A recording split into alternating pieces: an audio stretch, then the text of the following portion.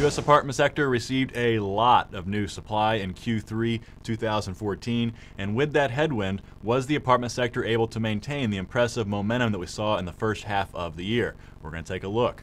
Welcome to Apartment Market Dynamics from MPF Research. I'm Jay Parsons. He's Greg Willett. And Greg, help me tell the story here.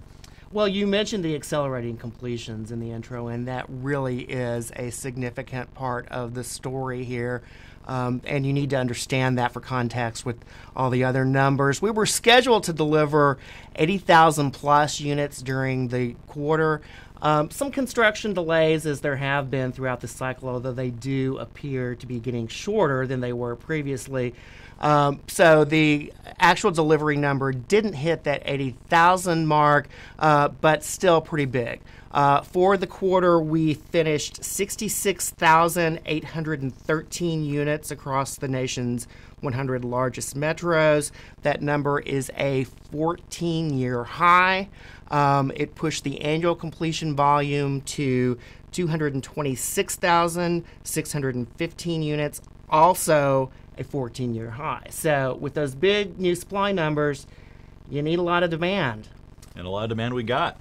Quarterly demand came in at 78,571 units, and that actually topped the concurrent new supply volume. And the same was true on an annual basis. The trailing 12-month number is 254,993 units.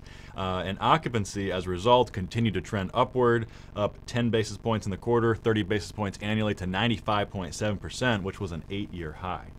So with those great numbers on demand and occupancy, you know we've got some good news on rents as well. So for the quarter, effective rents for new leases climbed 1.3%. Now that's not quite as strong as the 1.9% we saw in second quarter, but it is a very, very solid number.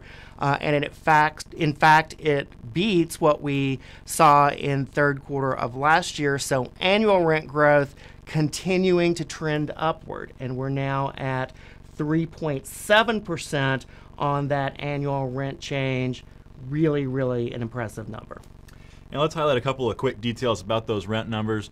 First, the price increases are remaining especially hefty in the middle market product. Rents are up 4 to 5% in Class B communities compared to about 3% in Class A, as well as in Class C properties. We're getting asked a lot these days how much product rehabs and some of the upgrades are influencing the rent hikes that we're seeing in the middle market product. And it's a good question. It does play a bit of a role in certain spots, but overall, let's not give that trend too much credit because we're seeing significant rent hikes even in spots that aren't seeing those kind of upgrades occurring.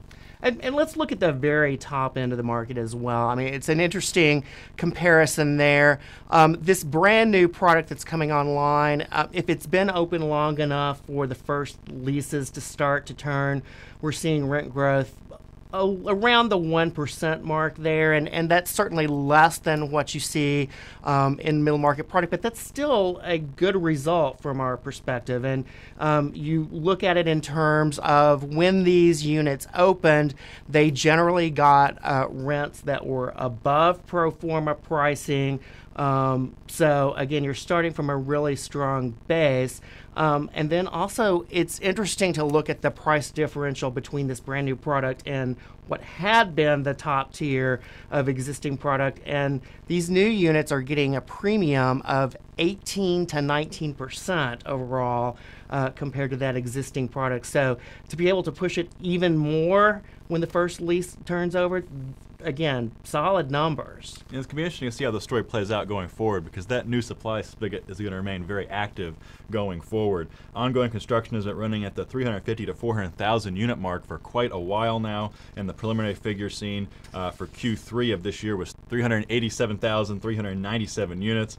Now, a huge chunk of that will complete in Q4 of this year, about 90,000 units, and that'll likely outpace the number of new starts that we have, so overall construction should come down, at least temporarily. But 90,000 units in Q4, that's a big number, bigger than we've had in Q3. Yeah, I mean, that is a big number, and again, it won't all finish. We've seen there have been some delays, and as we get into fourth quarter, there could be weather-related delays also, but still, the Q4 completion number is going to be really big at the same time that there is some seasonal softness in demand. So the question is, in fourth quarter, how much of that momentum that we've built during the course of the year are we going to give back? And some metros are going to be a little bit vulnerable to some backtracking, the ones that are getting lots of new supply in fourth quarter, and we're actually going to investigate that in an upcoming video.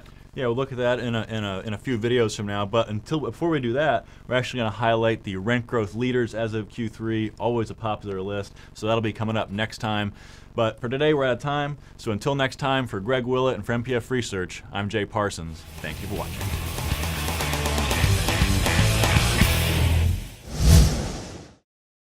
Want more? Go deeper with MPF Research's apartment market reports. From a national level, down to individual metros, to specific neighborhoods, MPF Research has been providing unparalleled apartment market intelligence to the multifamily industry for almost 5 decades. Learn more by contacting us at 877-284-4938 or visit www.npfresearch.com and click on Market Reports.